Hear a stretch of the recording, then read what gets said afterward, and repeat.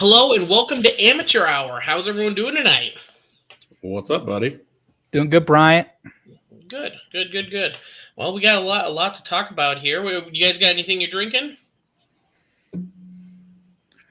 I grabbed some Pendleton 12 year because I had a feeling I was going to be left out if I didn't grab something, and then just some water. So Damn. And water. So you're drinking and not gonna have a hangover. That is the sign of a smart man. yeah, and it's just a little finger. So That's what she said.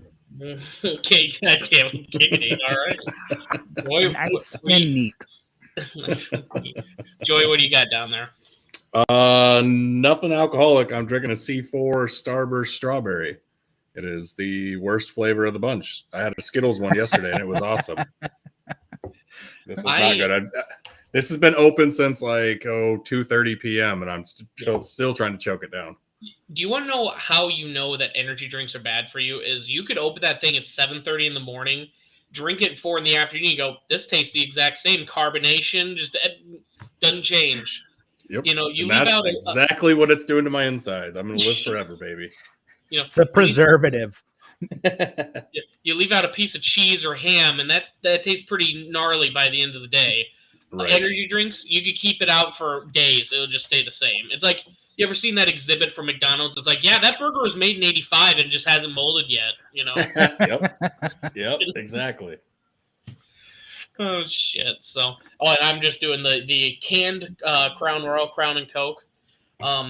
I actually like those. They taste. I'll be honest, they taste burnt, but I love Crown and Coke, so it tastes even better for me. So by burnt, you mean just too much Crown? Yeah, you can really taste the Crown flavor. Which, of course, I would be more pissed if I bought a Crown and Coke, paid extra, and then it tasted more like Coke at that point. You know? Exactly.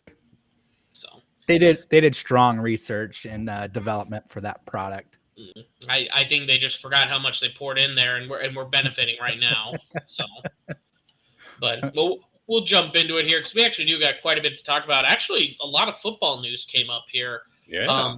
Or we might just rant about it because it's news about our schools. But we'll jump into it.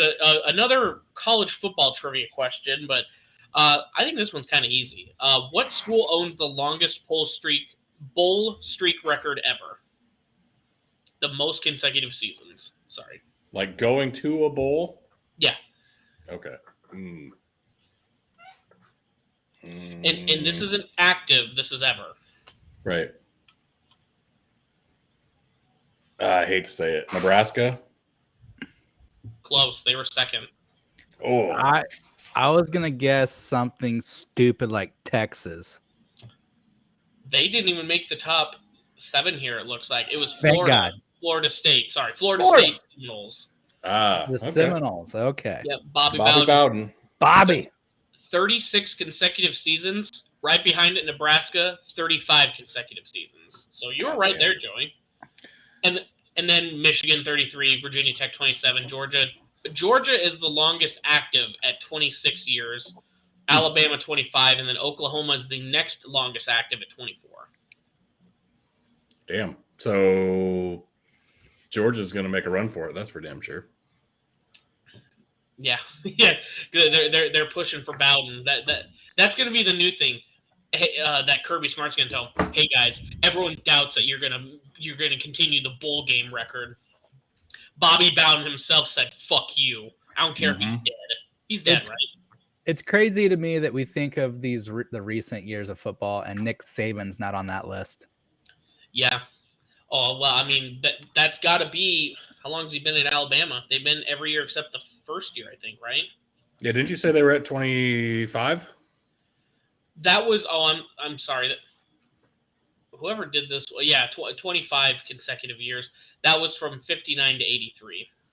Oh, that's not now. Oh shit. Yeah. So I mean, and think about it. So if they didn't go in 83, they did have some decent success in there. But then before Saban got there, they were literally probably 20-year streaks separated by 1 year, 20-year. The one that shocks me the most is Ohio State. They've had the most like winning seasons in like, well, they probably took away the tattoo gate seasons, didn't they? Probably. Because I was like, they've had like a winning record for. I'm really surprised Notre Dame and USC aren't on there either. Surely Urban Meyer wouldn't have a scar like that to his name, would he? No. He'll be looking for a scar in your body. Let me just poke around in there. Speaking of fingers, and it's just a finger, but and then also speaking of Georgia, I mean, they'll keep that streak going as long as all their players stay out of legal trouble, right? Yeah. I mean, I think between the 12-team playoff and then they're always SEC. So if it's ever a fringe, if one team or another is going to a bowl game, they're going to put them in. But I mean, that would be. How do you foresee Georgia ever not going to a bowl game until something catastrophic happens? Like surely Joey's not referring to Stetson Bennett getting arrested in Dallas. No, that wasn't a segue into our college football segment or anything. Oh, well, damn it! It could have been. It was supposed to be. Well, you know what? I'll be honest. That was a very good segue, but I forgot to upload the images here. So if we just kind of stall for a few seconds, I'll at least have it up here. So the viewers that are actually tuning in live and on YouTube can see it, the effort that we're putting in, and that we appreciate you. Putting some actual humor up on the screen. But yep. Yeah, I mean, we can just jump right into excuse me. We can jump right into college football here, I guess. Yeah, I mean, 25-year-old gets caught for public intox. I'm not too shocked, but I mean, like, does this put a hamper on anything that he's done? No. Are you sure? That was a picture of him at the scene right there. If he's walking around Dallas with his Georgia hat or Georgia helmet and jersey and pads and stuff on, still drunk, I mean, I kind of respect that. Good for him. But also, that shame on you. I will say, though, Stetson Bennett, drinking problem or responsibility problem. The only reason I say that, one, because of this, but then, like, every other national champion, Joe Burrow did his interviews at least drunk with PMT, and you see him, the bags on their eyes, but they make the interviews. Stetson didn't even get to his interviews after the national championship. I mean, he didn't? No, he was supposed to, and I think they brought in like some tight ends or whatever, like on Good Morning America. I mean, does that make you worry ever so slightly if you're a GM in the NFL? Probably a little bit. Yeah. I mean, this is Brandon Weeden 2.0, but this guy gets caught drinking. It concerns me a little bit, but I'm also a Stetson Bennett known hater. So, I mean, what the hell does my opinion matter, He'll still fill in decently at a backup or third string or practice squad position. I mean, he's going to have a job somewhere. Yeah, if he was a star coming in and like top first round draft pick, I'd be worried, I guess. But I mean, also he's a college kid. He just won a national championship. It's public intox. It's not like he was out drunk driving or anything, which is better than what he was. This is better than what he could have been doing. He had drinks and he was walking around a neighborhood and he got arrested. I mean, there was no public disturbance or battery, nothing domestic, no violence. He was drunk walking around a neighborhood. So he didn't commit arson. So yeah, didn't burn anything. Are we just going to list crimes that are worse than what he did? I mean, well, I'm just saying, like, I don't know how many times I've done this, and I wasn't even 25 or a national champion quarterback. So you could sling the football a little bit more. Maybe you would have gotten caught, Joey. But would he had been arrested if he was doing this in Georgia? No. Did he get arrested because he was doing it in Dallas, Texas? Or, no, maybe the cop that arrested him is a TCU Horned Frog fan. Exactly. Maybe that's what came down to. That would be pretty legit. He's drunk. Throw him in the back seat, and the cop goes, "Go Horned Frogs!" Just whispers in his ear. No one will believe you. Hell yes. Oh no, that is awesome. I think with him being in day 2 or 3, it's not going to make a difference. Like you said, someone's going to give him a chance, and if he fucks that up, I mean, I think he's on just a shorter leash than what he would have been. Shorter leash than Kyler Murray. Emphasis on shorter the leash or what? I don't know. Oh shit! Well, I would say Joey, do you want to get the Iowa stuff out of the way, or do you want to talk about some other stuff before you get pissed? Let's just do it. It doesn't matter. Yeah. The Hawkeye women are on, and they're up by 20 points right now on against Maryland. So I'm okay with talking about the other Hawkeye dumb shit going on. Mhm. But press conference yesterday, kind of an update on the football team, and Kirk comes out and says, "No, we aren't making any changes to our coaching staff. We are fine with what they're doing." And started giving up a bunch of bullshit stats, and so did Gary Barter right after that. And it's like, why do we even fucking listen to you guys? Like, fuck this shit. It's really disheartening to know that 2 years in a row you were in, over the triple digit ranking of offense, and I'm gonna confirm they're still it real keeping quick. him. It's fucking annoying. So I'm sure this is going to help their recruiting outlook for this coming year. Yeah, exactly. I mean, so what are they going to do? Bring in Cade McNamara, maybe the best transfer we've had, and just let him do the same thing that we did with Nate Stanley and hand the ball off and do 3-yard outs on 3rd and 10? I mean, cool. This is fucking great. I can't wait to watch this team again next fall. This is awesome. Now, do you at least have another great punter? Oh yeah, Torrey Taylor's back. So yeah. Well, thank goodness. Yeah. Yep. He Don't wanted to worry. come back and make a run for the Big Tens. So the Aussie's still back here. Now, Joey, I got to ask you this just because I feel this adds to it a little bit. Does seeing that, because Iowa State had a terrible year, a legit horrible year. Iowa's just had a horrible offense, but they went bowling again. Kirk has that thing. Right. I mean, no offense, it's kind of on autopilot. You're going to get 8 wins, Right. But seeing Iowa State does have a bad year, there's the same amount of public outcry, if not more, just because of the losing. And you see Matt Campbell fire his best friend. They hire a special teams coordinator. You're seeing a bunch of changes at your rival school.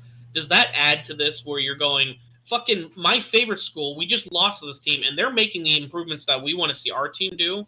Or is it just, honestly, you're just going to be that same level pissed anyways? I wish I knew how to answer that, because not only are we seeing Iowa State make changes, we saw huge changes in Nebraska when they're losing. So you can see other programs aren't putting up with bullshit anymore. They're trying to get better. Mm-hmm. Our defense is amazing, and it has been for years. Our offense is fucking anemic, and it has been for years. Why aren't we just changing that part of it?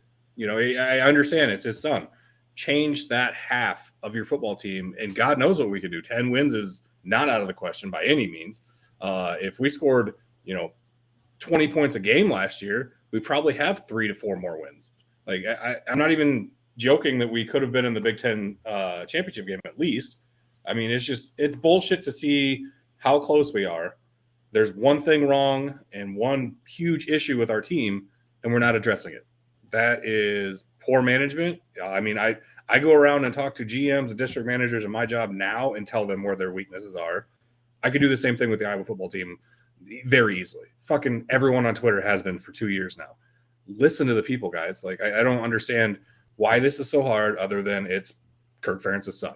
I don't give a fuck. Mm-hmm. This is a business. It's a team. You have to make those decisions.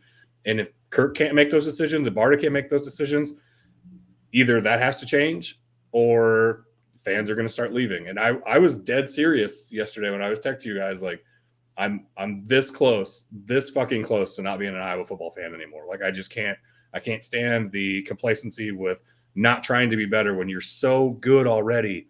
Getting to that next step, you can't not try and take that next step by getting rid of your biggest problem. Like, it doesn't make any fucking sense to me.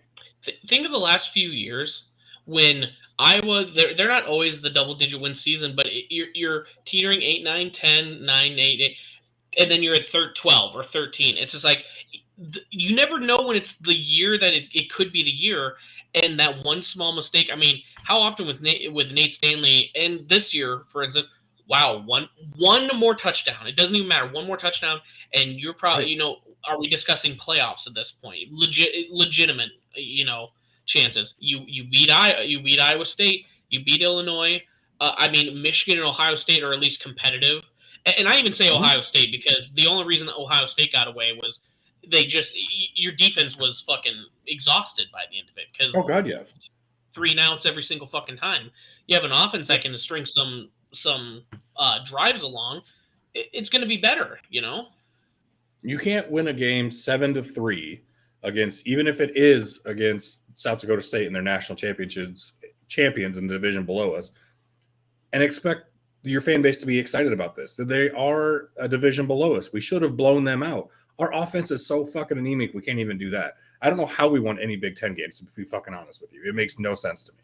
So it's so frustrating that we are that close. And imagine not even this year, last year, if we would have had a good offense last year, who knows what the fuck would have happened? We still had 10 wins last year. Like, it doesn't make any sense. It doesn't make any sense. You got 12 at least. If you had 10 last year, like I said, those 2 games off the top of my head. And you're in the Penn State situation. We only lose to Michigan and Ohio State, 2 playoff teams. Okay, now it's a different season, you know? Yeah. If we have a even halfway decent offense, there isn't a single team in the West that touches us this last year.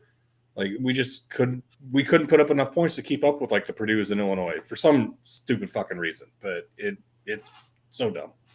That's about as calm as I could keep it without just throwing shit. So this is just the bottom 5, and this is only yardage, so this isn't the whole thing on offense. But a reporter should be able to say this to Kirk, and he should have some type of visceral response. The bottom 5 defenses, starting from the very bottom, the New Mexico Lobos, Iowa Hawkeyes, you're second to worst in the country, UMass Minutemen, Colorado Buffaloes, and Rutgers. I mean, it is literally the bottom of college football, and Iowa somehow is in there because they, like you said, they just don't want to make the change because it's his son. And to be honest with you, I don't know who loves Brian Ferentz more, Kirk Ferentz or Gary Barta. They were up there yesterday looking like one big fucking family. Like, that is an issue all on its own. If your AD is so horned up for this fucking family that he just keeps them there, that you're not going to make any changes, fuck you, Barta. You need to get out of here too then. Ferentz has got him fired up, bro. Yeah, I guess. So I'm wondering, before college football season starts this year, can we have a commitment ceremony or whatever, kind of like the McDonald's All-American game where we have the hats out in front of Joey and he picks one? Yes, please. Not only would I love to get the free hats for all my 7 favorite NCAA football teams. Oh, no, you have to buy the hats. You have to buy the hats. Okay. Well, still, I'd still wear them. I've never, ever got to do National Signing Day myself, so that would be amazing. I would do that in a heartbeat. Look up Chris Hassel on Twitter if you guys either listening to it or YouTube later. Chris Hassel is an amazing skit of like this kid. It's like, who are you going to commit to? And it's all these hats in front of him, and he just does all the tricks where it's like he's like, this hat doesn't fit right, and then he just several little goofy maneuvers on how he does it. But speaking of fired up for football, Big 12 football schedule. I know, Joey, you're not too fired up, but Big 12 football schedule's wrapped up here. I'm just going to full screen it so we can all see it. I'm pretty pumped just to go over our couple teams, but Iowa State, they got UNI and Iowa to start the season. We get Oklahoma on the road, Cincinnati at home. We go on, or I'm sorry, Cincinnati on the road, Oklahoma on the road, BYU on the road, and then Texas at home here. So I was just kind of trying to show the soon departing and the new arriving teams. Looks like Kansas. You got to go. You get BYU at home. That would be an interesting one to go to.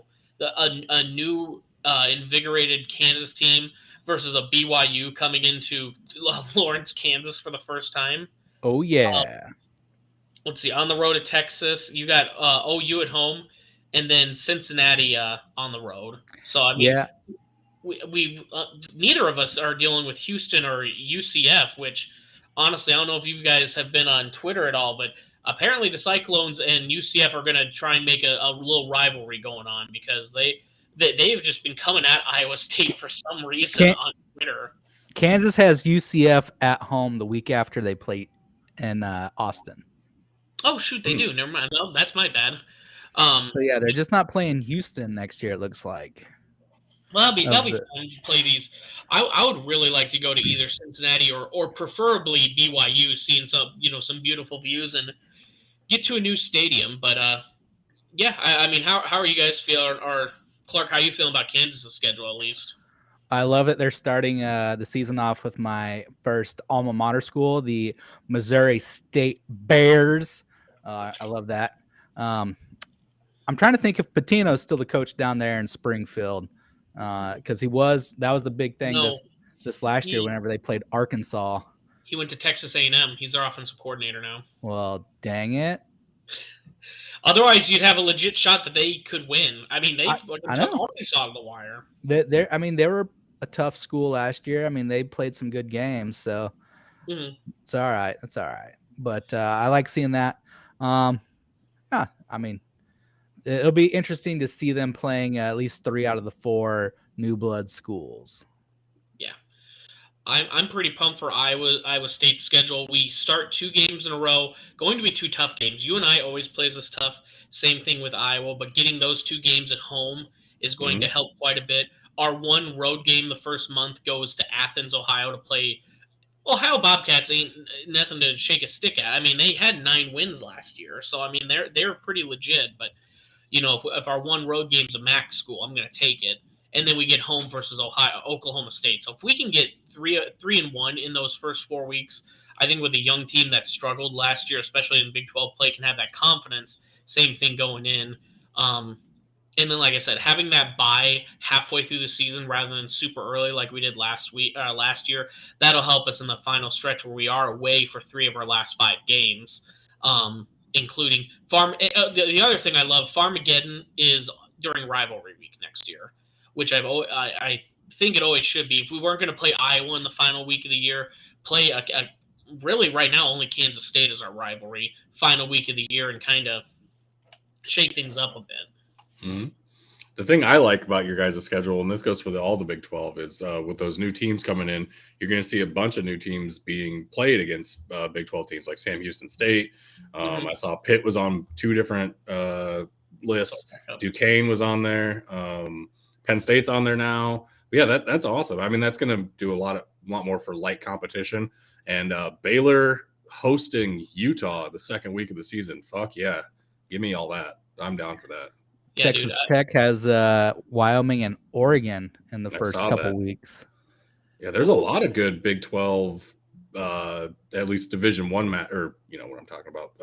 Power 5 matchups that second week. That's cool. Texas at Bama, I think that'll be a lot better. Quinn Ewers having another year. Who knows if Sark will fuck it up again this year? But and honestly, who knows if the refs aren't going to give it to Bama as well? I mean, Bama. I'm a little worried that they might be on the downturn. They still have all the great athletes, but look at last year when they just weren't the absolutely most disciplined team in the country. They were almost losing to Texas. They had lost a couple games and on the last second. But when you're Bama and you have this pedigree of excellence and perfection, those 1 or 2 games when you're losing the final seconds, it's like you don't lose those games though. So it'll be interesting how they do next year with all their other 5-star recruits that they got. Yeah, but Sark isn't one of the 2 coaches that have been under Saban to beat him, so I'll take Bama all day on that. Yeah, no, I agree. I don't know what the odds are, but whatever money I have in my bank account, I'm just going to put it on Bama to win. So. All of it. Thank goodness Trent's unable to join us because he won't have to listen to the bad news that Colorado hired Mike Zimmer. So Trent might legit be the most anti-Colorado Buffalo we've ever seen. He hates Dion, or he hates the way that it's been going. He hated the Tim Brewster video, and now they hire his ex-coach to I think it was just be the defensive coordinator. He might just buy a Colorado Buffalo shirt and then just put one of those big old gold Ghostbuster X's across it. So people know he's anti-Buffalo. Just to stir the pot, I might make Buffalo one of my hats I had to pick from. Ooh, there we go. Well, why not? I got Coach Prime, baby. I mean, I got no dog in the fight, so I'd say yes, do it. I am going to Boulder in 3 weeks, so yeah. Now, if you don't buy a hat, now you're just losing an opportunity here. Bud. Yeah, now I'm going to be pissed. I'm gonna buy a hat and I'm gonna take a bunch of pictures up in the mountains wearing my CU hat all over the fucking place like a dirty hipster. Yeah, that's what my plan's gonna be. Send them only to Trent. Not even the group, just Trent. I wasn't sure if I wanted to share this one, but screw it. We got plenty of time here to do it. I don't know if you guys looked at this photo, and I'm going to share it on the screen here in a couple seconds, but Oklahoma State. So they had Spencer Sanders transfer out, which was already shocking enough as is, and then he transferred to Ole Miss, which I personally don't think makes sense because of the QB room that they already have here. But this was pretty classless, I thought. Someone in the newspaper. First off, so you can tell it's already a boomer because who the fuck takes an ad out in an actual newspaper nowadays? But they took a full page article out or a full page spread on the newspaper, and it just says enjoy your leftovers. It's got a picture of Spencer Sanders in like a little like lunchbox here. I thought that was just pretty classless, man. I'm trying to zoom out so we can see the whole thing, but I mean, could you imagine if your fan base did this? I'm pretty ashamed that they're just a Big 12 team's doing that. It just screams just crybaby. Yeah, it is. I love the joke about it being in a newspaper. Have you been to Stillwater though? Because I don't know if anyone has Twitter there because it's kind of a hole in the wall town. But Did what are you talking about? Twitter? That you're talking about what birds say? The tweet. tweet. if you had an NIL deal from like Raising Cane's or something, it's just that much better. Mm-hmm. Yeah, that would actually be pretty legit. But I don't know. That one kind of rubbed me the wrong way when I first saw it. It's like, dude, like I don't know. I'm just glad, Iowa State, we did the right thing. We just put our hate on Twitter publicly so everyone could see. We didn't put it in the damn newspaper. But I don't know. I just thought it was a little weird that like why take the time, spend money on an article, distribute it out, just whatever, get over it. He doesn't want to be part of your program. He wasn't the greatest quarterback last year anyways, so what difference does it make? I don't know. Quarterbacks leave Iowa left and right, and no one cares about it. So yeah, no full page articles when was it Kevin Hogan? Deuce Hogan? Deuce Hogan. Yeah, Deuce, no one said Deuce is Deuce, and then just a peace sign, and then no.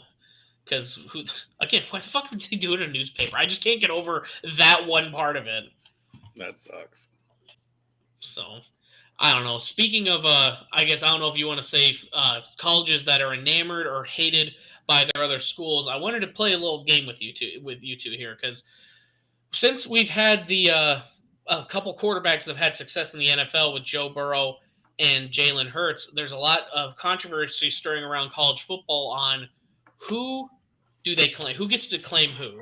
The argument so far is every Buckeye right now, Ohio State fan, because I bitched about it a couple weeks ago, is saying, well, Joe Burrow graduated from us. He's a Buckeye for life. And everyone else goes, well, he won a national championship at LSU because you didn't play him and you benched him and you didn't do anything. So why do you get to claim him now that he's popular, So I wanted to get with you two. I have 5 names here, and you can see it on the agenda as well. Let's start with the first one. Joe Burrow. Does LSU get to claim him, Ohio State, or both? LSU. I'm going to make this easy and say it's the school that they were last at. Okay, so not even the one that was the most successful or the ones that built up, just the last school that they were at. The last one they were at. Just because they took the initiative and transferred away and got the hell out of there? I'm also curious what Joe Burrow would say if he didn't currently live in Ohio. Right. I think it's a couple things. One, if he didn't live in Ohio again, I think that'd be the big difference. And also, if he wasn't successful, Joe went to a Super Bowl last year. He was in the AFC Championship. I think since he's bringing that success, now the Buckeyes are going, well, he got his degree from us. I agree. I don't care. No one's going to close their eyes, and when they think Joe Burrow, it's either going to be a Cincinnati Bengal. When I see it, I see devil horns, but also you're going to think, purple and yellow LSU, Mm-hmm. Right. So I think Joe Burrow, I don't get the other thing that I don't get with it is Ohio State is so good. You have so many other alumni. Why do you have to claim Joe Burrow when you have, Dwayne Haskins, rest in peace, Braxton Miller? You've had all of these athletes that have been to the next level. Why do you are enamoring have to claim Joe Burrow too? Did their other quarterbacks make it as far as Joe Burrow? The other quarterbacks have barely won in the NFL, let alone had the success that Joe has. So I think that's it. I think Joe's only successful in the NFL because of all that Cajun cooking with Coach O. Ooh. Okay. This one for me is super easy because he barely played even as a backup at Ohio State. So, like, exactly, what are they going to claim that he sparingly played on a 9-1 team? Come on. So here's the next one where it gets a little foggier. Jalen Hurts, Alabama or Oklahoma? I personally think Oklahoma. It's kind of the way that Clark said it. He was the starter, and then they actively benched him. So he went and he graduate transferred to Oklahoma, and he had success there as well. And he almost won a Heisman, got built up, as much as Sooner fans don't want to admit it, by Lincoln Riley. He was made to go to the next level by Lincoln Riley. He did get his base, if you will, by Saban, but I think that's all Riley. It was the last school he was at. Oklahoma. I am going to agree with you guys on the Oklahoma thing. This one for me, if Alabama wanted to take him, because he did win a national championship there, right? Fuck. God damn it. I should have looked it up. It doesn't matter. Was he the quarterback when they won, or was it Tua? Well, Tua went out and got injured, and then when Hurts got hurt, Tua came back in the second. 2017 national champion. Yeah. So, yeah, I'd lean Oklahoma too, but I would not be upset if Alabama was like, well, he went here as well. The only person this matters to is the fans, because I'm pretty sure in the interview I've heard with Jalen, like, he's just taking the experience he gained at both. Like, he doesn't necessarily like have loyalties with or against anybody. He's just like, hey, I liked some of these things that Coach Saban taught me. I liked some of these things Coach Riley taught me.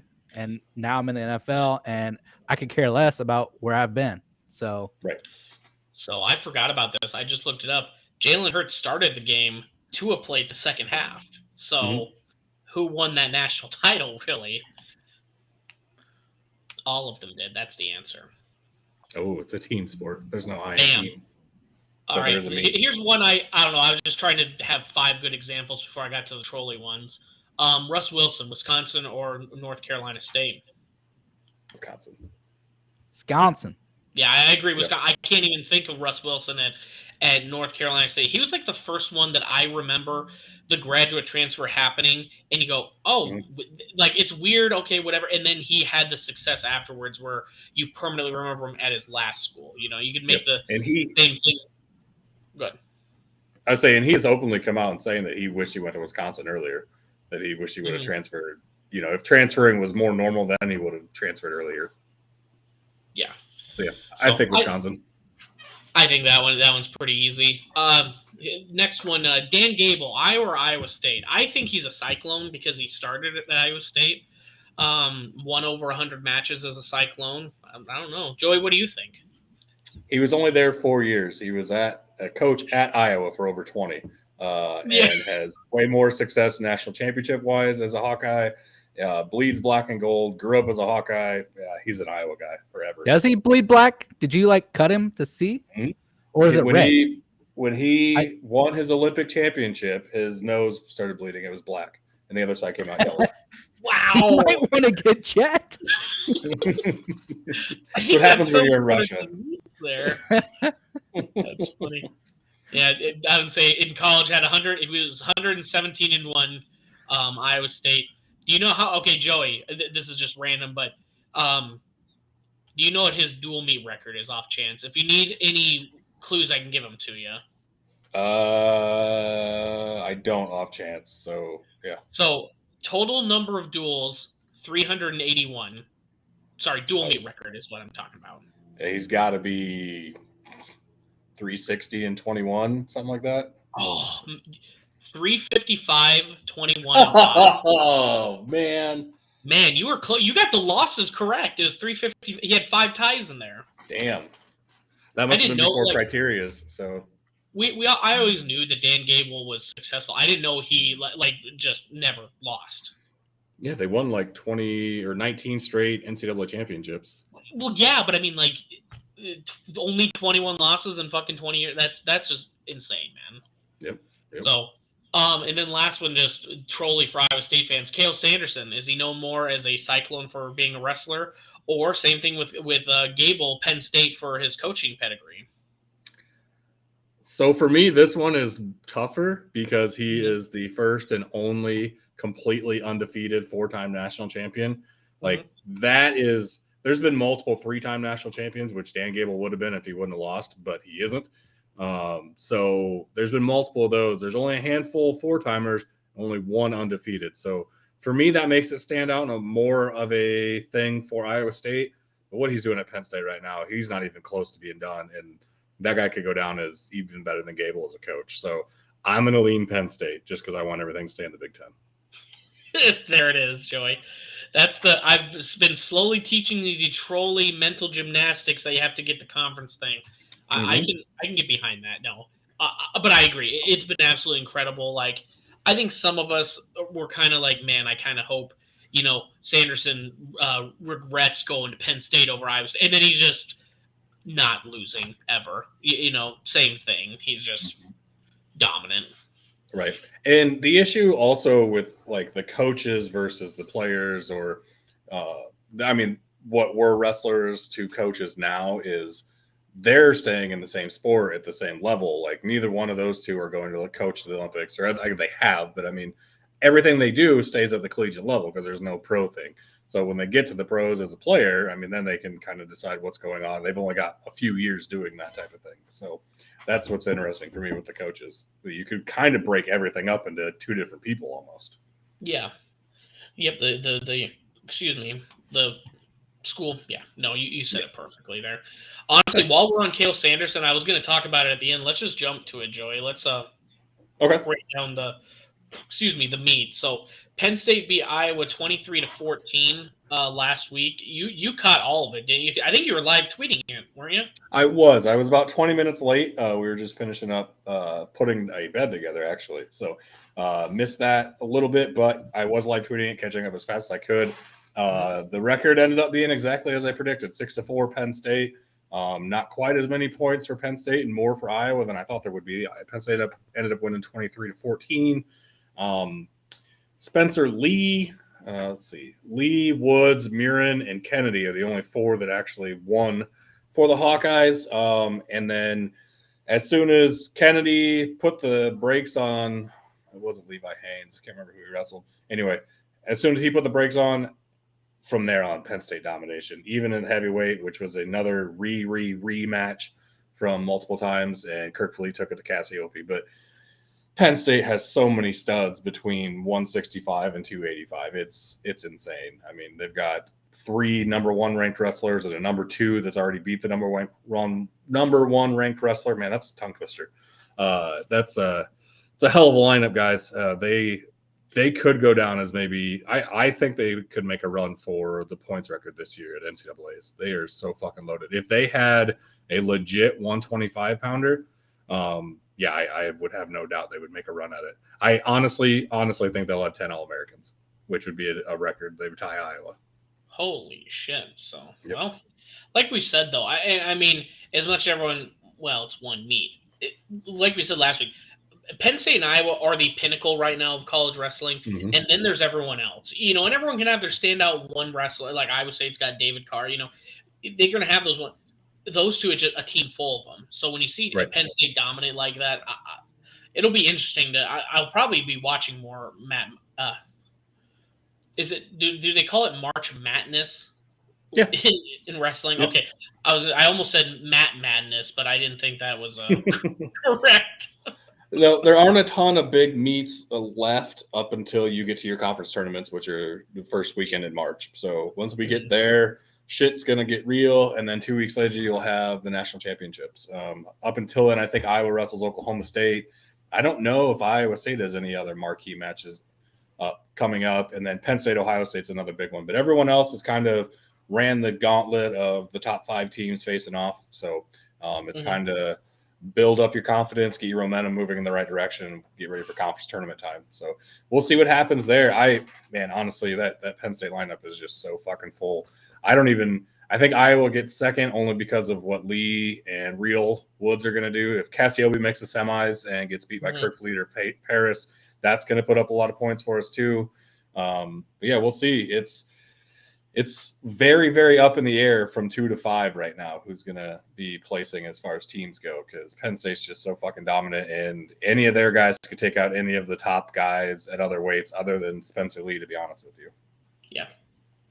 Well, and I think we'll actually have, you talked about doing a combat sports pod before it, so we'll probably have that, do it, even if it's a quickie 20, 30-minute one, and have it ready for you guys. I will believe.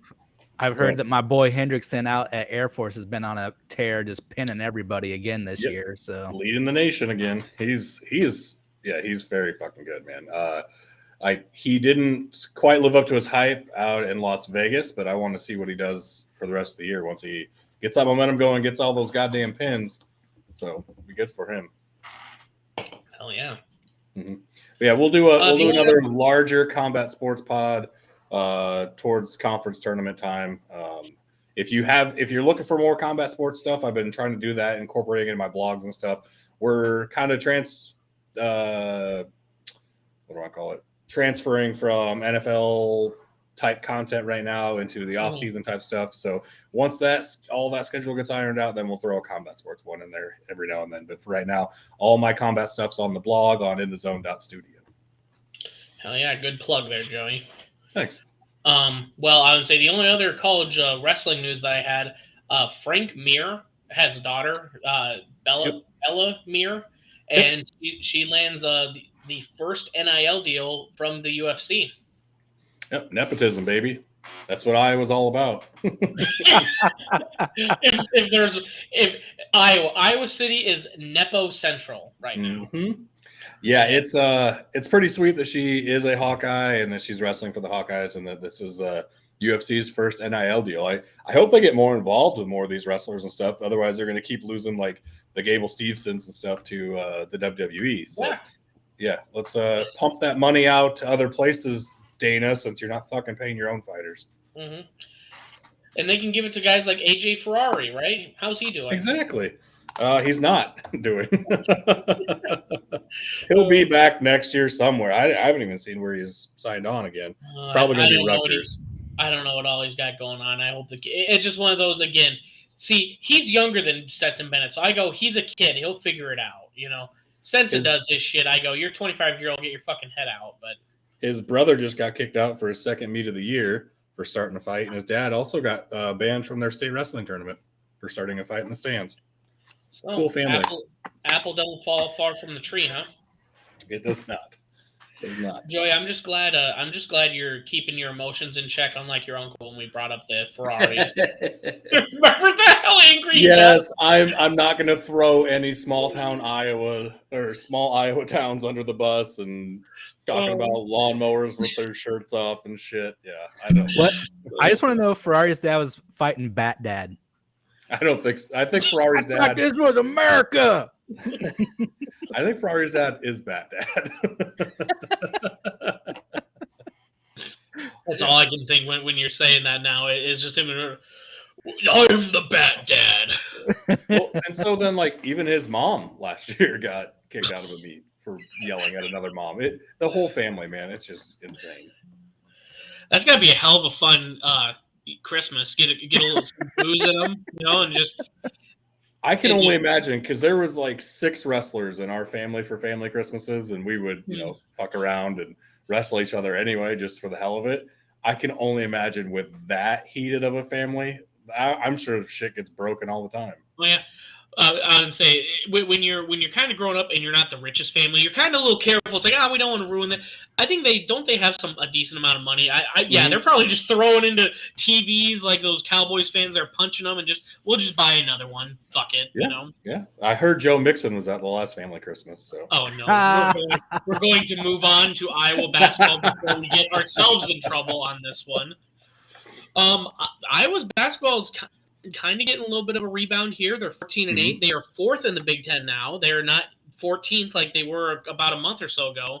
They lost a tight one to Michigan State, which I think is still quad 1. You're not gonna lose much sleep over that one. But won at Rutgers by 11, beat Northwestern in the makeup game by 16, and Northwestern's actually got their shit together. So I think that was a pretty legit win. We talked last week that Rutgers and Northwestern were tied for second in the Big Ten, and they were. I mean, that's 2 big wins right there, to be honest with you. Do we know, is Patrick McCaffrey back? Yep, he's been back for 2 games now. Good. Yeah, yep. Surprise, the 2 games they win by double digits. So they're back. I think they're going to be legit. It's going to make our loss look better, so thank you, Patrick, for coming back.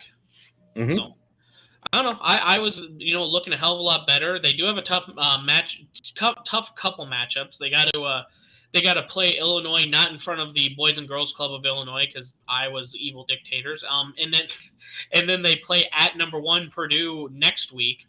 Joey, you want to break down the Orange Crush situation for those I was obviously trolling about? So yes, the Orange Crush from Illinois is this student group that follows their team, obviously, and goes to all the different games and stuff. Well, they tried to get discounted tickets through the University of Iowa by saying that they were a Boys and Girls Club. Not the Boys and Girls Club. They just said A. Well, Iowa fell for it, then got wind that this was illegitimate and canceled those tickets and actually gave them to the Boys and Girls Club of Cedar Rapids. So a bunch of kids actually do get to go because the Hawks do love the boys and girls. Not in a weird Catholic way. No. And I'm just going to say it right now. Why are you only inviting boys and girls? What, there's only 2 genders now? Is that what Iowa is saying, the official statement? I'm just kidding. No, it was funny. They can let anyone in they want, I guess. So there you go. All of them can. But there was like that brief period between this Illinois group saying they're not giving us our tickets and we already got the bus, to everyone overreacting on Twitter going, oh my God, they're fucking terrible people, to going, oh yeah, it was just a student group trying to get free tickets, cheaper tickets at a group rate. It's like, and the kid, did you see the interview that he did? I started watching it right before we got on here, but the guy just admitted to fraud. He's like, yeah, we do this all the time, but we're trying to, he's like trying to make it sound positive because like we're trying to help students, blah, blah. It's like, you can't just lie though. You can't just get a group rate and say you're an underprivileged group because you want cheaper tickets. Yes, and to his credit though, I mean, good on you for fooling a bunch of fucking athletic departments. I mean, if they aren't doing their due diligence to figure this shit out, then that's kind of on them too. But all of Iowa basketball Twitter has become lawyers overnight, and they're talking about how this should be taken to court, blah, blah, blah. It's like, Jesus Christ. It ended up being okay. They gave him to actual kids, and they got to go to the game. So just take your panties out of your butt. They're not in a wad anymore, and you'll be fine. I knew all Iowa fans on Twitter were lawyers once Caden Proctor left, and everyone was trying to tell if it was legalese, if it was legal or not. He said he was coming to us, though, damn it. I mean, that's good on them. We all need a lawyer up for that shit. Yeah. Damn it. We almost lawyered up when Tyrese left Iowa State last year. So you can't do that, you scumbum. Do you feel worse about Caden Proctor leaving or Iowa keeping the Ferentz family? Oh, God. Ferentz. The Ferentz family. Proctor's one kid. I mean, I hate how he changed his mind and all that shit behind it. Can you blame him? No, not at all. I don't blame him for the decision. I blame him for afterwards saying like he was leveling up or whatever the fuck he said, and it's just bullshit. And I thought you were going to level up this offseason, Joey. Me? Yeah, when you go to Colorado or Miami or whoever it is you're picking. Oh, I will. You are right. You are right. Yeah. As soon as you said level up in Colorado, I was like, I mean, I can get high anyway. Oh, Jesus. In about 40 minutes. So we'll make her quick here. One of the bigger stories for the Big 12. Not really a great story.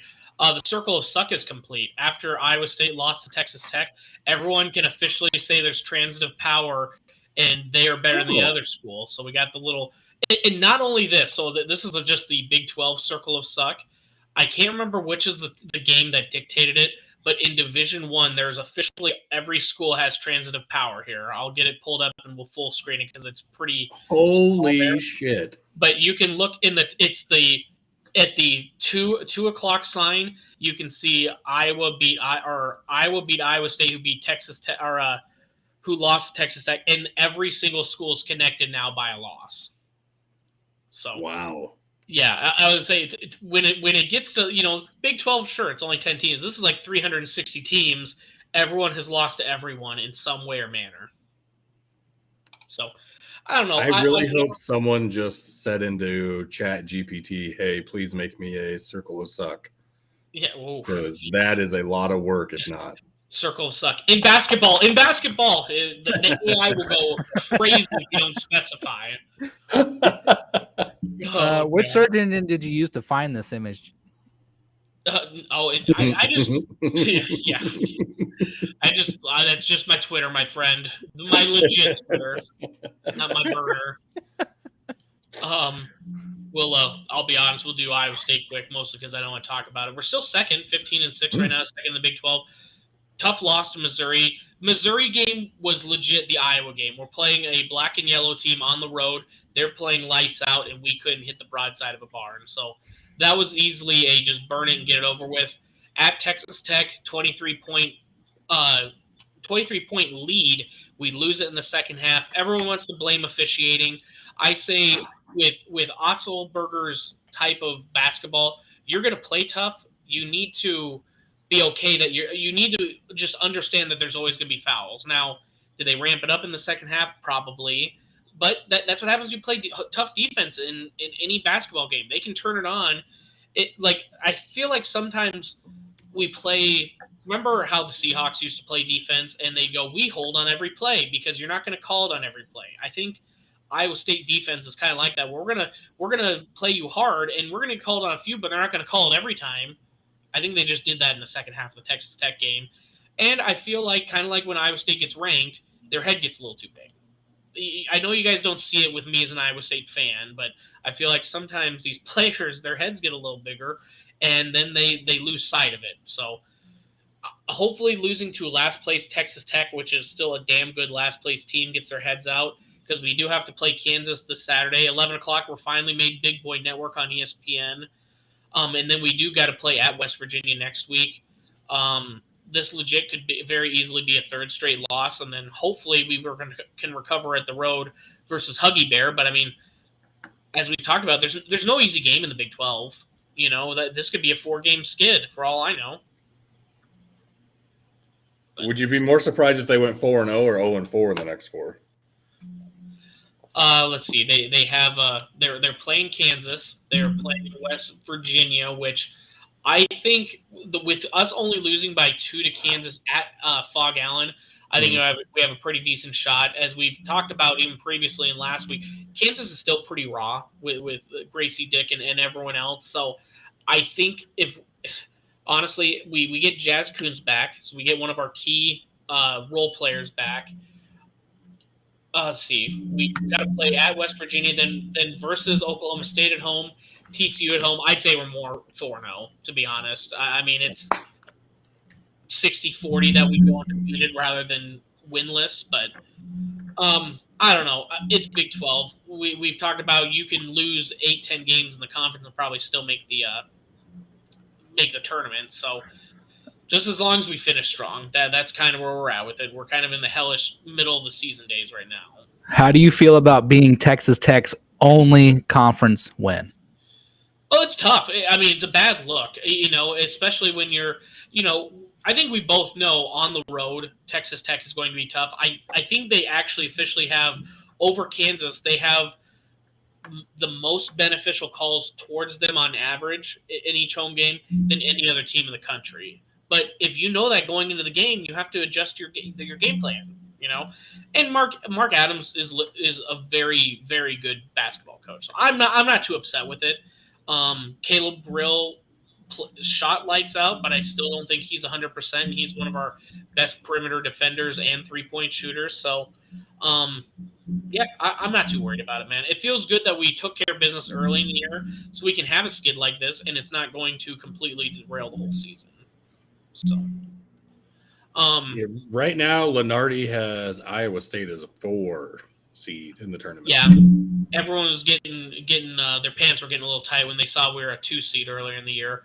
I'm completely fine with anything, 2 to 6. Oddly enough, the closer we get to the 1 seed, it seems like the worse we do. So I'm completely fine with being a 4 to 7 seed right now, man. It's when we get to the 2 and 3 seeds that we shit the bed. So right. Speaking of shitting the bed, Kansas is not shitting the bed anymore. They had that 3-game skid, and then they pull out the last couple games. They beat Kentucky 77-68 on the road, and then they avenged. Is it Kansas State that he calls that? Yeah, they beat Diet Kansas 90-78. So, Clark, how you feeling about those? I'm gonna give props to Trent because he called it. They had their little streak, which was more than usual. Had some ugly losses in there, and they've turned it back around. They get the big win over Kentucky. Kentucky's always a tough opponent, even though they are not ranked this year currently. So yeah, that was a win for the for the Big 12 SEC matchup. Do you know how that turned out last weekend? Well, let's just pull it up right here. Actually, Big 12 won. So the Big 12 won 7-3. The only SEC wins were Missouri beat Iowa State, Mississippi State beat TCU, and again, 2 teams that were down 2 starters playing on the road. So really, 2 of those wins weren't the hugest losses. And then where the fuck was the other? Oh, Tennessee beat Texas. Sorry, I couldn't find it there. But yeah, Big 12 won. Looking at moving on from the last weekend's Big 12 SEC Challenge, the win over Kansas State. Kansas shot the ball well. They did a very good job and were very efficient with their possessions, whereas Kansas State was not. They were off that night. So Diet Kansas falls, and I'm kind of curious to see how this finishes out. KU's got, what was there, 9 games left in the season? Yep. At least for KU there is. So we got Iowa State this weekend, Texas early next week. Texas is number 10 in the nation currently, so tough opponent. And then get to see Baylor, TCU, and Texas a second time. So, I mean, are we going to have a Kansas Iowa State bet for this weekend, or no? Okay. Go Chiefs. Yeah, we're going to stay united on the Chiefs spectrum before anything gets fucked up here. So all right. So, but yeah, I would say Kansas has the toughest part of their schedule. Unfortunately for Iowa State, Kansas has kind of put it together last week or so. So that's a little scary. But again, just for me right now, our team just needs to stay healthy and finish the year strong. We can have this tough stretch in here, but get into March, winning some momentum, go into the Big 12 tournament ready, and then work it from there. So, yep. Anything else you guys want to talk about, or wrap a bow on it? I'm good with the bow. Cool beans. Joey, you want to hit him the socials? Yep. See if I can do this in 90 seconds so we can get out of here right at an hour. Yes, sir. At Heartland Pulse for Twitch, Twitter, and Instagram. Search us on Facebook and YouTube. Just search Pulse of the Heartland. Find all our blogs and other writing things from other writers for the NFL season with the big game and everything coming up at inthezone.studio. You can also find them on Twitter, inthezone1 or at inthezone1. And yeah, that's all of our socials, guys. Make sure you follow us Monday, Wednesdays, and Fridays. Monday, Wednesday, Thursdays on YouTube Live, and then our Struggle for Par podcast usually comes out the day after on Wednesdays. Mm-hmm. Absolutely, yeah. Just again, please make sure you're liking and sharing for it. Because again, we've got some new goals, we've got some big things coming, and views and everything else is everything that can help us. So please help us achieve that, and then otherwise, appreciate everyone listening. We'll catch you next time.